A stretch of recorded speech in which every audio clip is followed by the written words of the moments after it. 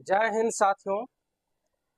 इस समय UP board के कक्षा 10 की गणित का चैप्टर समांतर श्रेणी चल रहा है और समांतर श्रेणी की ये 5वीं प्रश्नावली है और 5वीं प्रश्नावली का ये 6वां सवाल है और 6वां सवाल में भी 2 सवाल है और उन दोनों सवाल को हमने उठाया है। कक्षा 10 की गणित हम कंटिन्यूस पढ़ा रहे हैं और यह वीडियो सुबह 6 बजे अपलोड होती है हमारे YouTube चैनल पीके मैथ 247 पे। और इसी चैनल पे प्रातियोगिकी की परीक्षा की तैयारी के लिए भी वीडियो शाम को 6 बजे अपलोड होती है। अगर आप चाहते हैं कि आपकी गणित अच्छी और मजबूत हो तो हमारे YouTube चैनल पीके मैथ 247 को आप जरूर सब्सक्राइब कीजिए। वीडियो को लाइक और शेयर करना मत भूलिए। हाँ, जब सब्सक्राइब कीजिए तो बेल आइकन जरूर दबा लीजिए ताकि हम कोई भी वीडियो अपलोड करें तो आपके पास नोटिफिकेशन जाए और आप अच्छी तरीके से क्लास कर सके।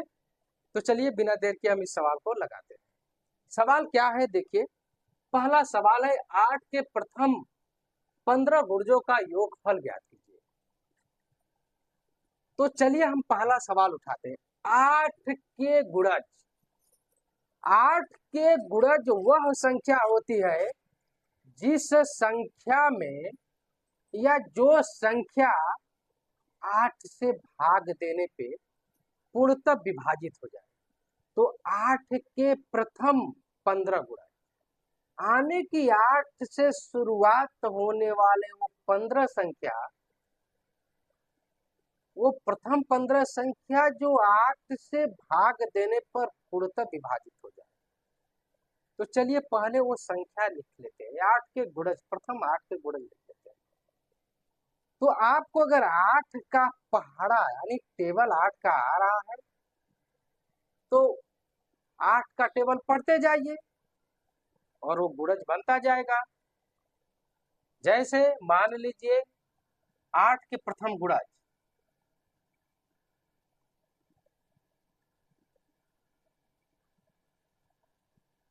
प्रथम 15 गुणज, ठीक। एक तो यह 8 खुद ही हो जाएगा क्योंकि 8 में 8 से भाग देने पे कट जाएगा।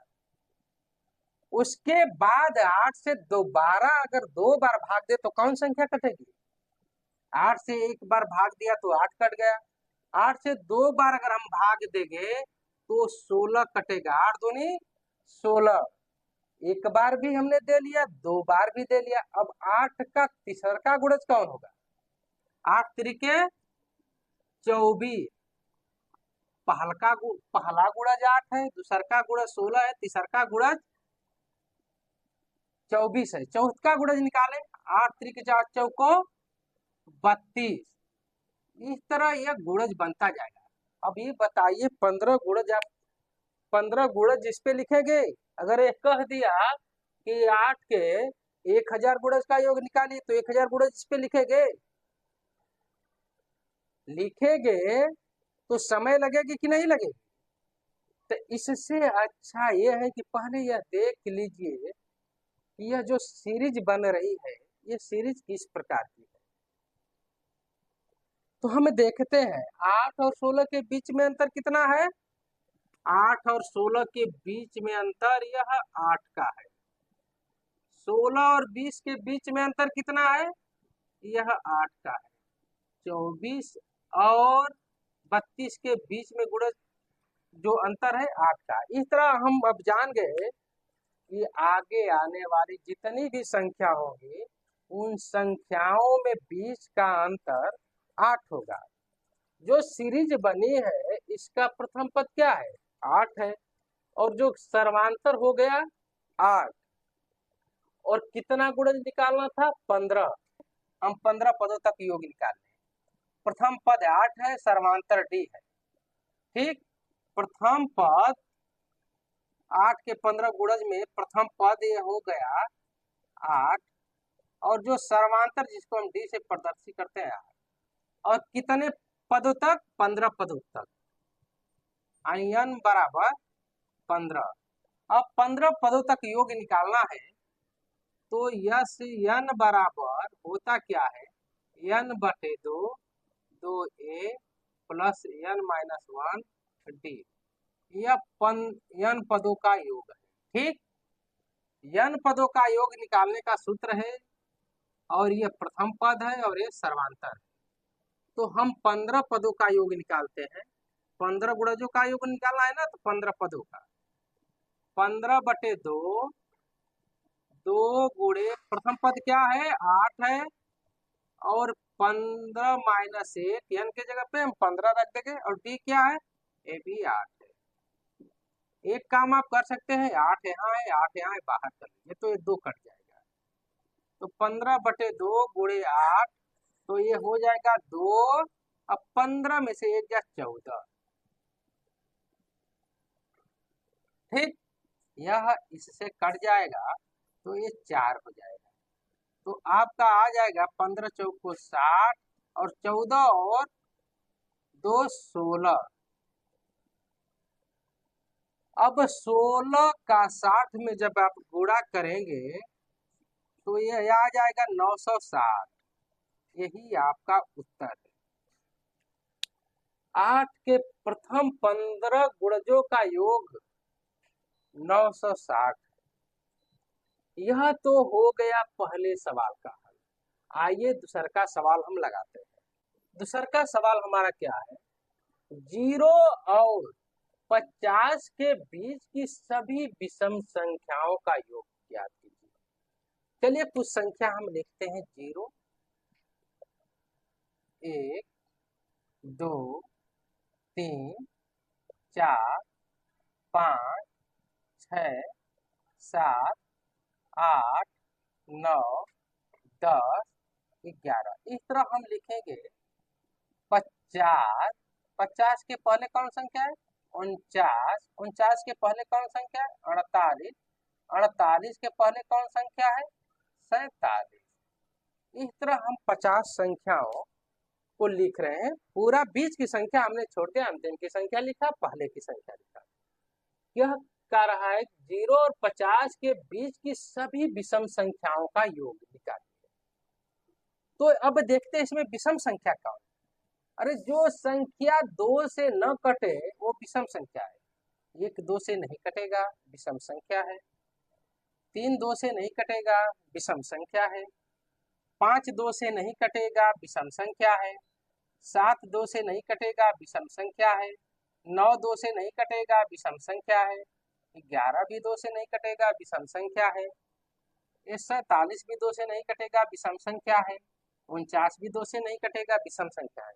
तो हमको निकालना क्या है कि सभी विषम संख्याओं का योग। तो जो विषम संख्या उसको अलग कर लें। 0 और 50 के बीच की सभी विषम संख्या,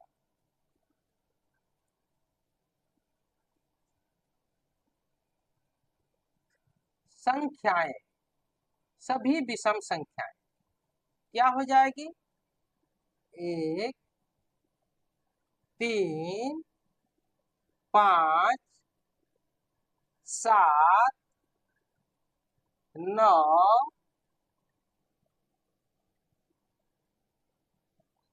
11 47 49। अंतिम विषम संख्या 49 है। ठीक, अंतिम विषम संख्या 49 है। पहली विषम संख्या 1 है।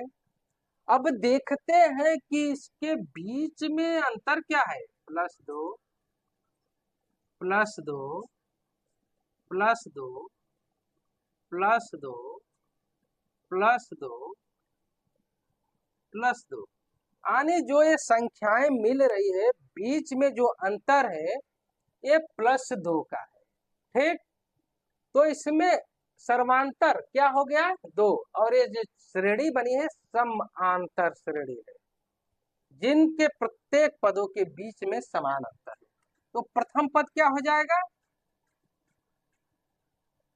प्रथम पद a बराबर 1, d क्या हो जाएगा डी हो गया 2।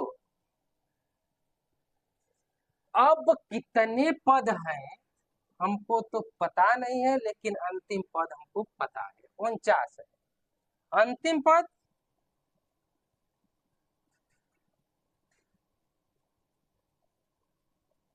जिसको यल से प्रदर्शित करते हैं 49। अब देखिए 0 और 50 के बीच की सभी विषम संख्याओं का योग अगर निकालना है तो इस सूत्र से निकलेगा। यह सूत्र क्या है? n पदों का योग बराबर n/2 बड़ा कोष्टक में 2a plus n minus 1a। तो हमको क्या मिल गया? यह a मिल गया, d मिल गया, और क्या चाहिए? n चाहिए। हमारे पास n नहीं है, लेकिन अंतिम पद है। अंतिम पद ही यनमा पद होगा, ठीक है ना? तो यनमा पद क्या है वो निकाल लें। तो अंतिम पद अगर 49 है तो यनमा पद कैसे निकालते हैं? Tn बराबर a प्लस n माइनस 1, यही निकालते हैं ना। इसी तरह जहाँ यनमा पद है तो यनमा पद का मतलब अंतिम पद, हम अंतिम पद चौथा पद है वह निकालते हैं। तो अंतिम पद तो 49 है, लेकिन एक चौथा है हमको नहीं पता है, तो उसको मान लेते हैं कि यनमा पद ही 49 है। तो यन का मान निकाल लेते हैं। तो प्रथम पद क्या है एक जगह पे 1 और n माइनस 1, ये 49 जो पद है यनमा पद है। n का मान हमको निकालना है, और सर्वांतर क्या है 2। तो यह हो जाएगा 1 और इसका इसमें गुणा करेंगे 2n माइनस 2। यह और यह ये प्लस है माइनस है, तो हो जाएगा 2n plus minus minus minus 1, यह माइनस इधर आ जाएगा। तो 49 प्लस 1 बराबर 2n, या 2n बराबर 50, या n बराबर 50 में 2 का भाग देंगे तो ये 25 आ जाएगा। अब हमको तो n भी मिल गया, n बराबर 25, ठीक। तो यह 25 पदवा यानी 25वां पद 49 है। तो जब 25वां पद 49 यानी अंतिम पद 49 है, पहला पद 1 है, यानी इसमें पदों की संख्या 25 हुई, ठीक। तो पदों की संख्या 25 होगी, पहला पद 1 है, सर्वांतर d है। तो अब इसमें हम निकालते हैं 0 और 50 के बीच सभी विषम संख्याओं का योग।